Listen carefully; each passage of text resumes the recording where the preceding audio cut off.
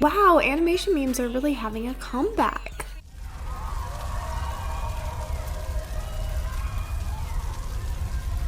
Animation memes are having a comeback.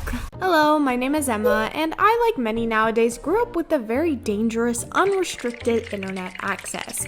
And for all of the bad things, there was a lot of formative communities that I latched onto and really loved. One of those such fandoms was the animation meme community, which definitely has a reputation nowadays. If you clicked on this video and you don't know what the animation meme community is, don't worry, it will be thoroughly explained to you in this video. Now, every fandom space has some kind of drama. Certainly everyone I've been in has the cream of the crop event that took place within each. However, I've never seen drama and widespread hate like I've seen in the animation meme community. A lot of videos that I see that look back on how the community was back in the day mostly focus on controversies, but that's not really how I saw it when I first found this world. So I want to take a little journey back in time to the early beginnings of the animation meme community, the dark ages of 2016 and how that transpired, and how it all compares to nowadays. I see a lot of new animations and it's really fun, but as the popularity is growing and becoming more and more known, I'm starting to see patterns emerge that I've seen time and time again in this community, which, as you might know, if you watch this channel, I find extremely interesting, so I wanted to do a little deep dive. I've been wanting to do this video for a while now, but I have steadily avoided it since I wasn't sure how to approach this topic. Animation meme creators are all independent individuals, and controversies have ranged from drama between children that should have stayed in the Discord to literal crimes, unfortunately all treated with the same severity, drama between children even more so at times. I was going to talk about some of the bigger dramas that have been happening, but I decided against it since I feel that it wouldn't fit the vibe of this video, really, and generally I just don't want to talk about this stuff. I am going to link some videos in the description that will explain all of the controversies I missed a lot better than I ever could in the detail that it deserves. So please check that out if you are interested. I will be talking about controversies in this video, however, they will be, I'd say, less well-known ones and ones that I find interesting. I encourage you to do your own research on your own and come to your own conclusions. All right, enough. Let's get into these high art forms.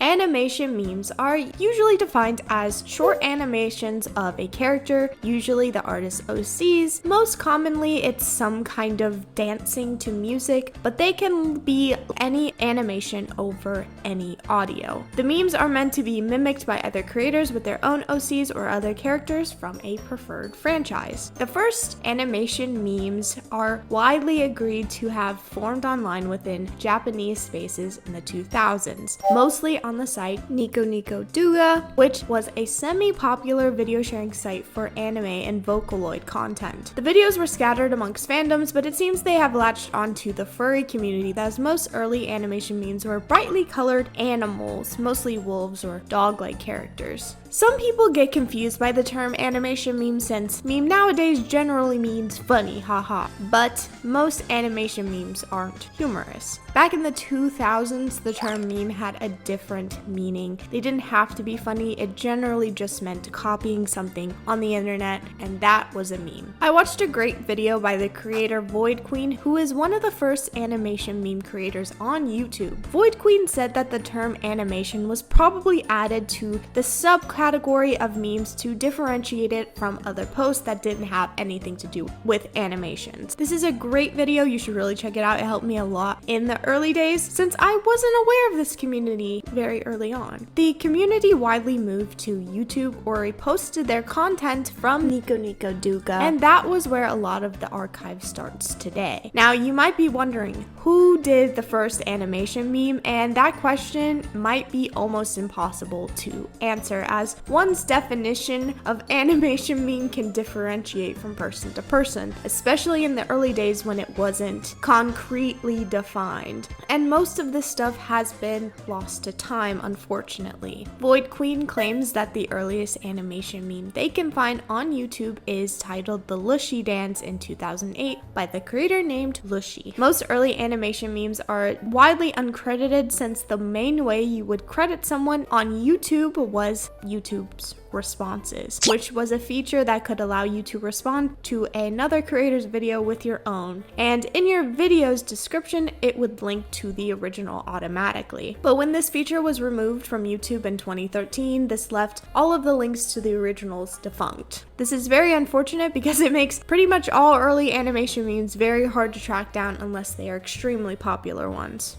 I will not be getting into an exhaustive list of early popular animation memes, but I will give you some of the ones I remember and some of the ones that are probably the most well known. I probably won't include your favorite animation meme in any of these lists, but it's really just because of abundance. I promise it's not out of maliciousness. The earliest popular animation memes included Caramel Dancin'. I'm sure a lot of people are familiar with this dance. There's a fandom. There's probably a version of this meme associated with it. Get Down, which can be traced back to a YouTube video back in 2008 of a person wearing a horse mask doing an edited funny little dance. Many people mimicked this dance with their OCs or their favorite characters. In the video description, they even mention an internet fad on Nico Nico Duga for this dance, which I can only assume means the animation created for this meme. I Got a Sick Obsession or Your Love Is My Drug was basically about thirsting for a fictional character of your liking and having your little Sona or OC dance to Kesha's Your Love Is My Drug. Now, these memes lasted for a long time and I still see people doing these memes to this day. It's so interesting how things really stuck back then and that just does not happen now. Some of the first popular creators included the as aforementioned Void Queen, but at the time known as Webkin Lids, who is known as one of the first creators to really get popular from this and to create original animation memes outside of pre-existing anime clips. Powdersoft, formerly known as Snowflake 19800 or Zotiel, created a lot of popular animation memes back in the day and would continue her work and grow in popularity through the late 2010s, as they were a very influential creator when I was beginning to join this fandom. And 23C Star, known today as Rosalie, who started in 2011 on YouTube and has continued to post until today. Their style progression is so interesting to me, as you can really see all of the different trends that went through the internet throughout their art career. The early animations were widely done in MS Paint for the artwork and edited in Windows Movie Maker, so most of these were pretty bare bones in a very charming way. A lot of people's OCs look similar to each other and were either, like I said before, very colorful animals or a character from the book series Warrior Cats. Many were very anime inspired art styles, those 2000s emo chibis you'd see on Google Images. Start digging in your butt, twin. That was the epitome of this time period. Like today, the community was filled with a lot of young people, but unlike later on, early days were very tame drama-wise with a very little controversy going on. However, there were certain things that would start to arise that I'm sure a lot of people familiar with any art community online knows about. The quote-unquote "this is wrong" sentiment. And what I mean by that is when the internet latches onto something in the art community, whether it be a trope, a style, or trend, that is now seen as inherently cringe and bad. And back then, it started to be certain OC tropes, and a big one that was made fun of was sparkle dogs. Because of this, a lot of young artists would change their styles to avoid being seen as the problem. Even I fell to this later on, and as we will come to learn, it only got worse later on. We are now going to enter what I would consider one of the peaks of this community, the time period between 2015 to 2019, and what I remember the most because I entered the scene. I never actually made animation memes at this time. I was in my very crude digital art days and I could barely draw on a device, let alone know how to edit my drawings. So there were some attempts, but I never got that far in making any animation meme content. But I consumed so many of them that I felt a part of this community a bit. I made an animation meme for this video and it was so fun to do. All I was thinking was if my younger self could see me now, she'd freak out because this is all I wanted to be able to do back then. So I'm pretty proud of myself. We'll talk more about what I'm making in this video, but before we move on, I would like to talk about today's sponsor, Skillshare. I wanted to see if I could learn some new things about animation and specifically tweening. So I followed the class hand-drawn 2D animation time-saving techniques with just 3 drawings by Jaden, which helped me find time-saving ways to animate much faster than I already was. Simplifying animations is something I've always struggled with, so it was very interesting to learn about new techniques. But there is also a variety of classes for you to choose from, pretty much any creative endeavor you have in mind, all led by real super talented creatives, spanning to categories of art and illustration, photography, design, and so much more. The classes are very hands-on, inviting you to create along and complete specific projects to help you learn. Best of all, at your own pace to avoid feeling burnt out. Making connections with peers is another great feature, as you can link up with other creative people easily. Whether it's a hobby or honing in on your skills professionally, you will be able to find a class suited to you on Skillshare. Luckily, the first 500 people that use the link in my description or scan the QR code will receive a 1-month free trial of Skillshare. Get started today. Thank you, Skillshare, and let's get back to the video.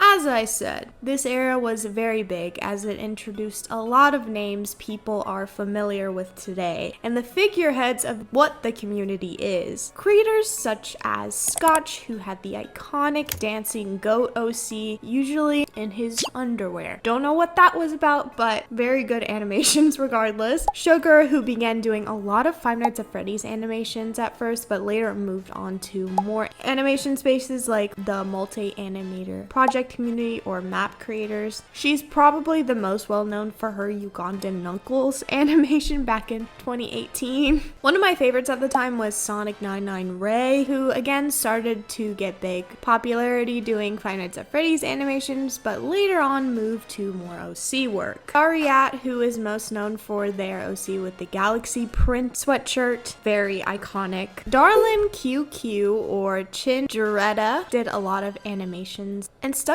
out to me at the time for how smooth they could get their animations. She could achieve a lot of motion, and her animations today are very polished and nice. Narami, who is a big name in the art community today, started off doing a lot of animation meme content. I think they still dabble in it, but mostly focus on short form content like YouTube Shorts or TikTok. There are, of course, more names in this era that I'm sure you all know.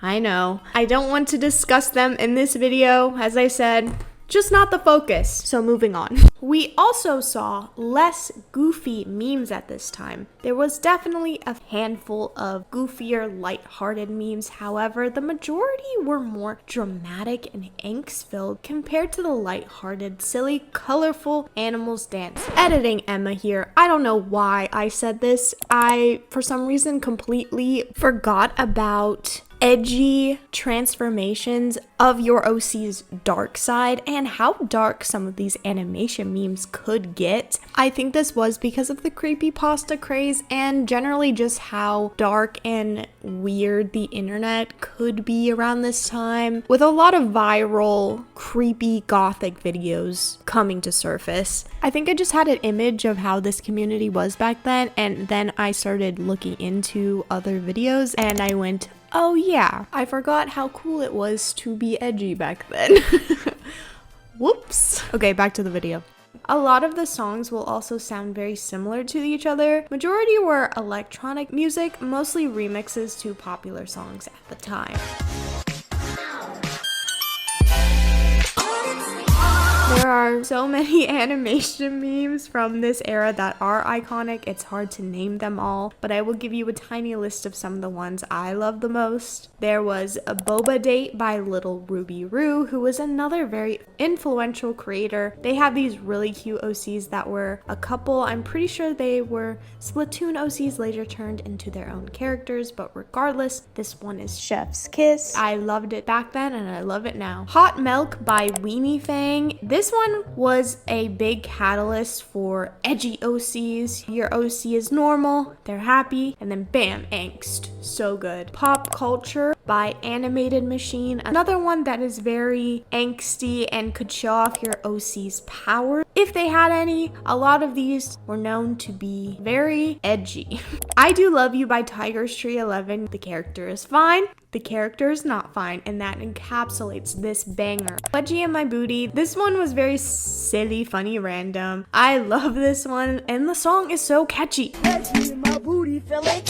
Usually these were all pretty cute. We Tennis by Sconce. I don't know if this one was as widely known as the others, but I really enjoyed this meme. And a lot of them took inspiration from vaporwave aesthetics, which were very popular in the late 2010s. Swing It. This meme usually was done between two animators in a collaboration, another thing very common at the time. Collaborations were a great way to get other people's eyes on your content. Electro swing was also a very popular music genre in this community.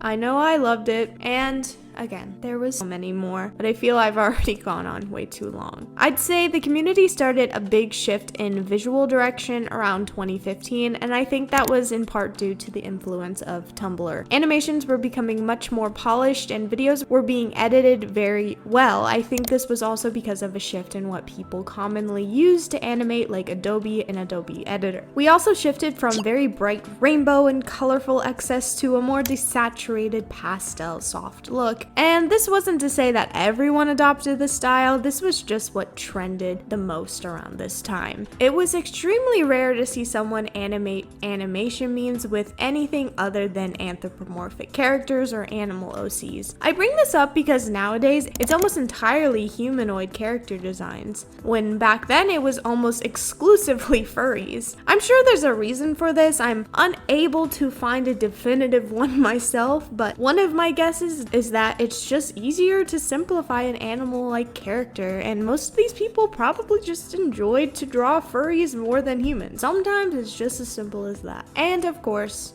with more eyes comes more critics, but we have to look at the context of this time as well. With the rise of popular creators like Rice Scum or Leafy is here, who made a lot of content making fun of children online. What's your name? Let me talk to you. Let me buy you a drink. Where do I begin? That's right, he's made millions of fucking dollars off this type of shit. This isn't a... It only made sense for that to trickle down into this community as well. 2016 through 2018 was also a big time for cringe culture, and edginess was the new thing on the block. So it was a very normal instance to see children being berated by other people online. And yes, this still happens today, but I don't think people intervened like they would nowadays. Everyone on the internet was on a leveled playing field, and there was less nuance about who was behind the screen back then. And this can only lead us to our next segment. There was a lot of ways to be cringe or deemed simply bad in this era. Anything could be called out by another creator, and you could potentially be a pariah. In 2015, a game named Undertale came out, and a huge fandom erupted as a result. Everyone has their fave Undertale character, but the one that people really latched onto was Sans the Skeleton. He has a very similar fandom to the Onceler fandom or Wally Darling from Welcome Home, and because of this, he has been deemed a Tumblr sexy man in his own right. There's this very funny news clip from the Christian Broadcasting Network, which funnily enough will come up again for a completely other situation, in which a parent discusses finding Sans from Undertale on their child's phone. And wearing a hoodie. When I asked my daughter why she had such demonic images on her phone, she told me there was nothing wrong with it because it was from a video game. How do I help my daughter not be attracted attracted to such demonic things? Golden. Yes, Sans was a very popular figure and people started to ship their OCs or self-inserts with him. This became a big thing in the animation meme community, with these people being deemed as Sans fangirls. People like Scootaloo love Sans, aka CineBear03, which some of you might be familiar with, along with Birdie. I'm bringing up Birdie and CineBear03, however, I'm not going to talk about their situation, but they were a big part of the fangirl animation meme era, and I think a lot of young artists looked up to them as a role model for their own art, so that gives you some context for this as well. Within the Sans fangirl world, there was a lot of fighting where people would basically say, no, Sans is mine. And people also began to make what I assume are troll accounts, trying to be funny and purposefully exaggerated. These accounts would kill other people's personas that loved Sans, proclaiming that they were theirs and theirs alone. This made it a little difficult to tell who was being truly genuine and who was parroting these certain accounts. And I think this became apparent when people would try to make fun of these troll accounts when they were making fun of the genre itself. Those 13-year-olds were on a different plane. You just couldn't keep up with them. The OG rage baiters are not talked about enough. Many Sans fangirls were very young compared to a lot of the animation community at the time, and one of the main programs they would use to animate was an app called Flip-a-Clip. A lot of young artists would simply screen record Flip-a-Clip and play music at the same time while they're moving their fingers across the screen to simulate whatever movement they're trying to achieve. I think this is a pretty ingenious way to edit something without having to do any actual editing work, so it was a good method for beginners. In my opinion, I believe these videos are very reminiscent of the early animation meme days and how those were strung together. But you have to remember, this is the era of cringe culture and very polished animation memes, so these definitely stood out to people, and these animators could get a lot of hate. It was so common to hate on these animations that cringe compilations of these memes started to emerge. People would react to them, make fun of them, and generally just be pretty mean-spirited on a semi-big platform. These videos would get some views that would devastate a young artist. This really went against what the animation community once was. I don't think they really cared about being cringe or how well their animation turned out. It was just a form of self-expression, but now people have to be careful about what they posted, and a lot of people became fearful, which I completely understand. There also started to be a lot of drama surrounding certain animation tropes like head bobbing, which was a big staple and still is in the community. Head bobbing is basically what it sounds like, and this started to be seen as very lazy, unoriginal, and undesirable. There was also a lot of sentiments that the animation style of tweening was not real animation. If you don't know what tweenie is, it's basically a puppet style animation where you have segmented parts of a drawing to later animate and move in an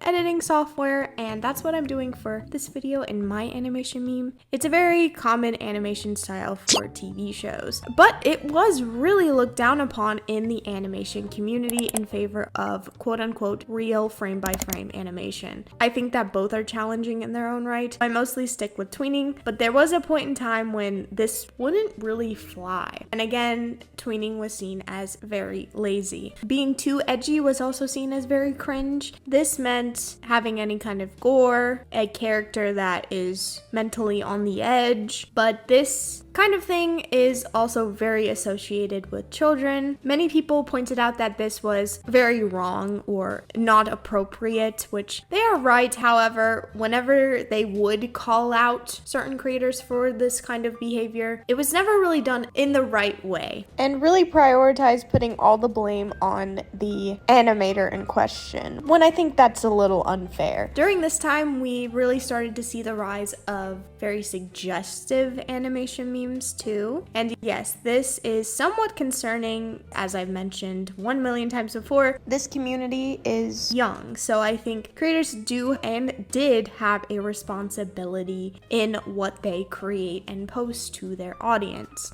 And people did to an extent. You would start seeing a lot of 13 plus, 16 plus on certain videos as a way to bypass really young children, because these older children didn't want them to see what they were making. This might sound kind of silly to some of you, but when you're younger, you feel a lot older than people pretty close to your age. And there is a lot of difference in maturities between younger teens and older teens. So I do understand that. Do I think this was the best method to warn others? No, because in a lot of cases, the age requirements would exceed the maturity levels needed. But again, these were solutions made by young people, so they're not going to be the most sound logic-wise. And I think a lot of the times these tags were added to avoid being called out by other people, as this was a big time for walking on eggshells. All of these things that were picked apart started a whole other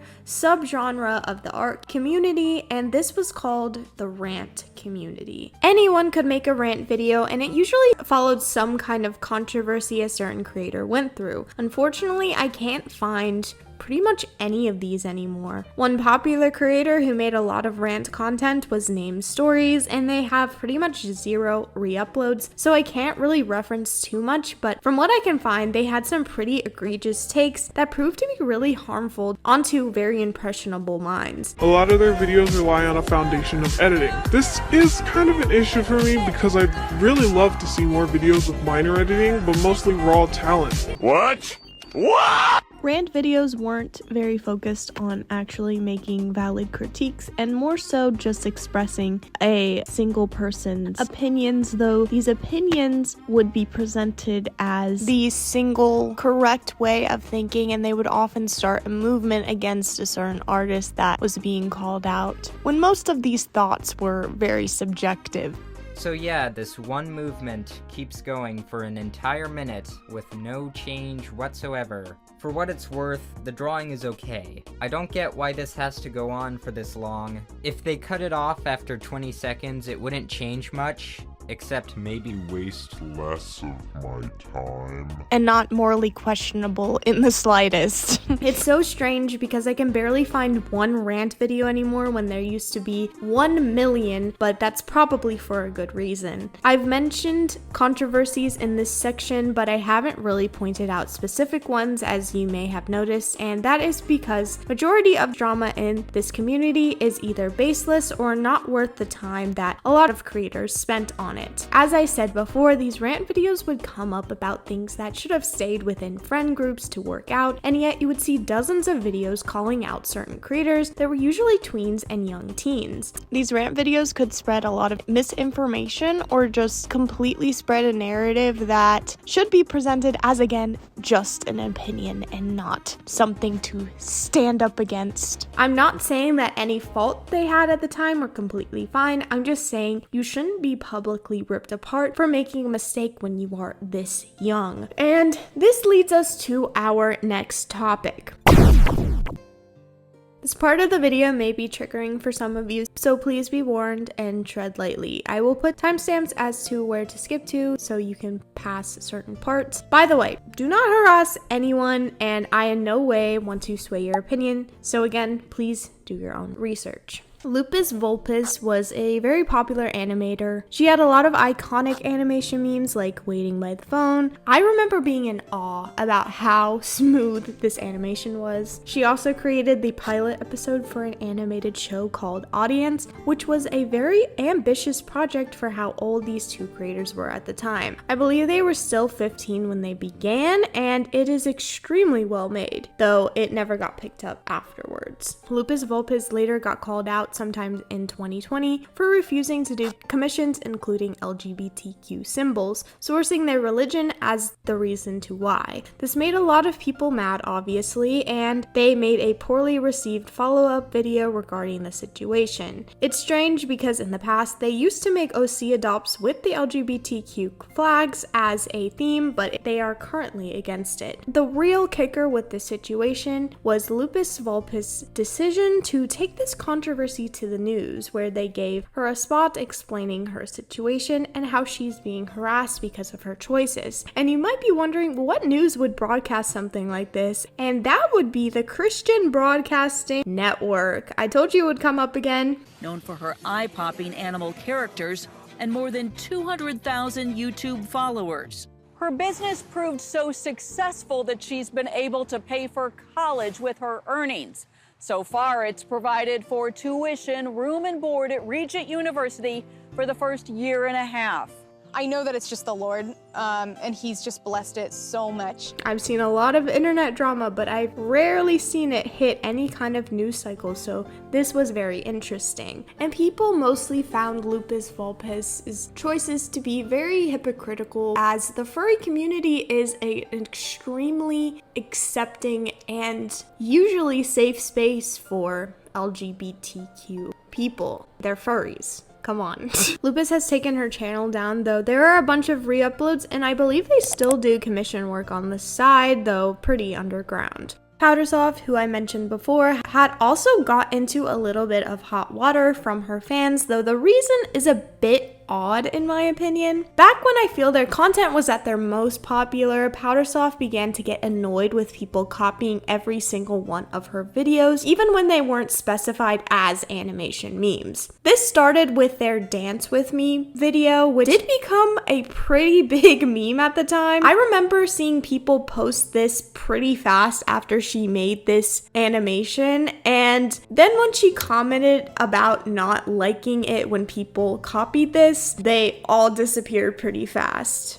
A lot of people found this kind of hypocritical since it's kind of the main staple in this community, but I think this really just comes down to respecting people's boundaries. Powdersoft has been inactive for 5 years now, which is crazy, especially since they were one of the trailblazers on the YouTube space, but I'd imagine she probably wanted to get out of the spotlight or just simply lost interest in posting animations online. The next creator I want to talk about hasn't necessarily had a big blowout drama or controversy, but is notable for what they contributed to the ideas of the time. Solar Sands was a big creator I used to watch back in the day, and they were most known for their really interesting and thought-provoking deep dives nowadays, but way back when they started a series looking at deviant art and basically critiquing anything they saw on there. Solar Sands got really big from this for a while, and this is what he was most known for a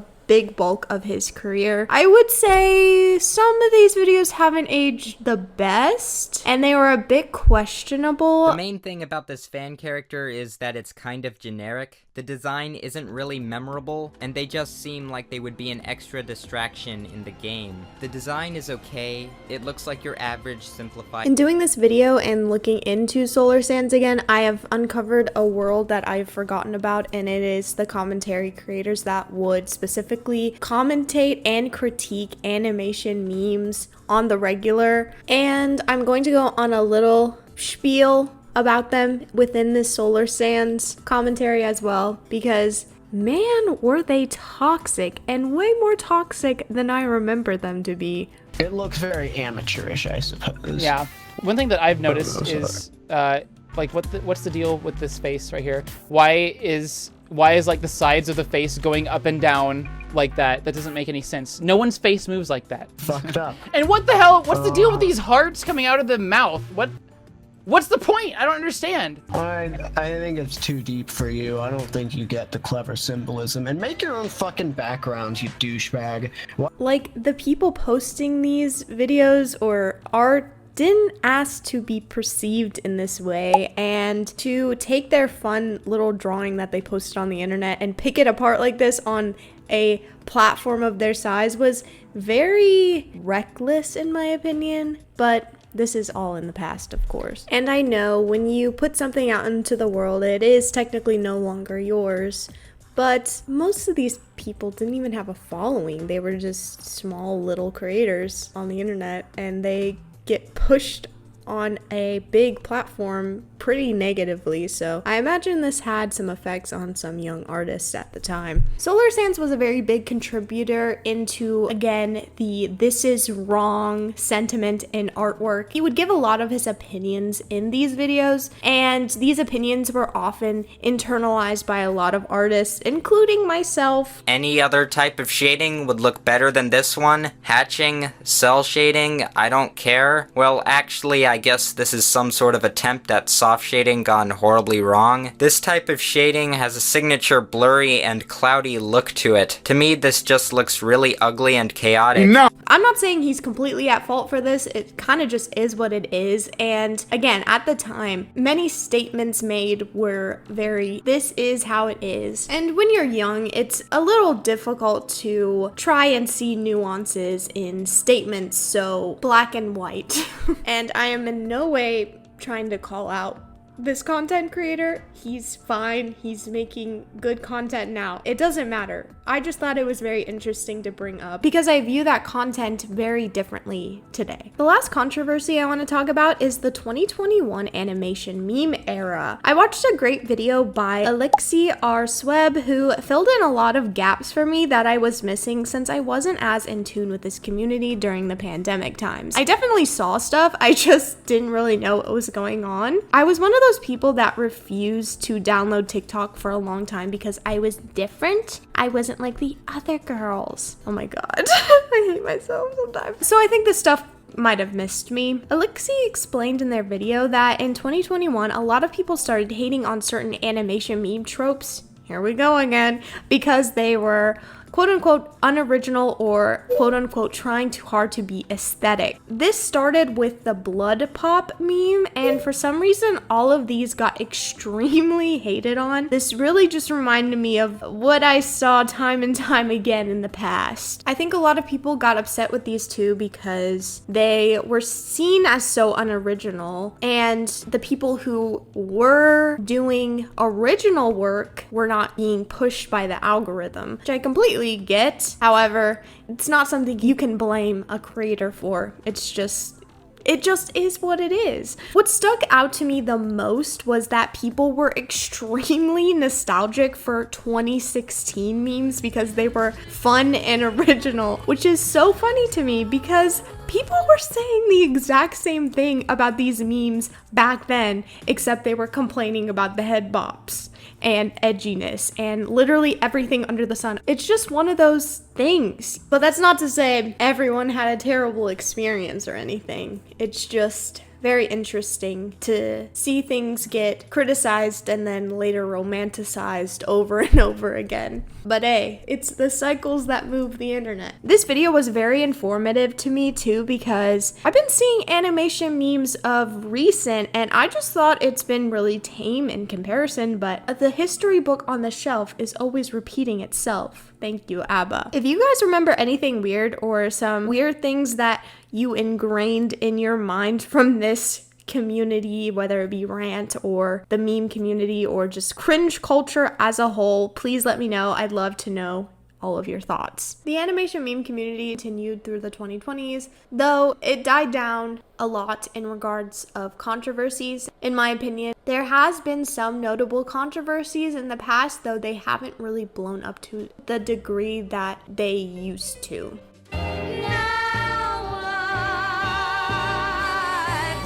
Comparatively from what we've seen before, the community today is extremely tame and pretty positive. I feel like we're close to the time of the beginning of the animation meme community. And this might be in part due to the rediscovery of animation memes on TikTok. It's not like they ever really went away, but TikTok's format is literally built for something like this. You got popular audios, the sounds can be reused by other people, it's easy to tag other creators for ideas, it's perfect. There's still drama, but it's not as blown out of proportion like it used to be. I would say there's more so micro drama nowadays. Most of the time you won't even know they're happening, which could be a good thing and could also be a bad thing. The main thing I would like to bring up with the animation memes today is how quickly you have to bank in on a trend. We know how fast things move nowadays, but with something like animation, it makes it almost impossible to keep up with whatever is going on because it takes so long to make one of these things. Certain animation memes used to last years, and now it's a race to get it done before people forget about it next week. This kind of thing used to really stress me out, but now I've learned that if I really like this song and I really want to do an animation, I'll do it when I get to it. Or most of the time, I'll just find a song I really like myself that isn't particularly trending, and I like that even more because it might introduce someone to a song you really like. I've seen some rumblings about animations becoming more and more lazy, which does ring some alarm bells in my ears, but it seems that most people have squashed this thought by making fun of it and do realize that any art you're making does take some amount of effort, especially now. I think people will appreciate any artwork that's actually done by a human. It's a lot more lax than I think it's ever been in any art community. I do find it kind of funny though that people are making fun of head bops again. There's also been some talks about how suggestive some animation memes are. Unfortunately, it's kind of been the name of the game, especially since the late 2010s. I do understand the sentiment, as I've said, young children. These people are very young. It's normal to explore that kind of thing when you're young, but to publish it on the internet is a bit iffy, especially when I'm seeing minors meme trend with images of themselves. I just hope they're being very careful and that their parents know what they're doing. I think you just have to be very aware of who your audience is and to act accordingly. If you make something a little too out there, you have to label it as such. And that's my opinion. Animation memes today are some of the most polished and well-made pieces of artwork I've ever seen. They make me so inspired every time I see them. I get so excited whenever I see animation memes come up on my For You page. I love it so much. It's kind of funny because they've almost bled into the mainstream a little bit with the sinking down meme. It became a funny meme because people started saying if there's a fandom, there's a sinking down meme. And I was seeing Young Sheldon 1, Big Bang Theory, anything you can think of. And it's so funny to me because I do wonder if the people making these have any idea the weight, the lore behind their creation. I hope you've enjoyed this gigantic info dump. I had a lot of this stuff on my mind. I love to talk about all the fandoms I've been in, so this was a bit of a jumbled mess, I know. Sorry if it was a lot to take in. I just love talking about this stuff when I can. Believe it or not, this is the first time I've ever made an animation meme in a YouTube ratio. I always tend to go for a TikTok ratio, so this was very healing for me. And I'm obsessed with my OCs right now. If you don't know, this is Winifred and Fox. They are my miraculous knockoffs that I did in a redesign video a while ago. I'm planning on making another video with them to flesh out their story a little more, and I'm really excited about that. I unfortunately can't show the full animation in this video. I will get demonetized, but I will be posting it later on YouTube, so look out for that if you want to see. I did do it to a Pink Pantheress song because I am also obsessed with the Pink Pantheress right now. Thank you so much for watching. If you have any stories about your own experiences with this community, please comment them below. Like the video, subscribe, and as always, peace!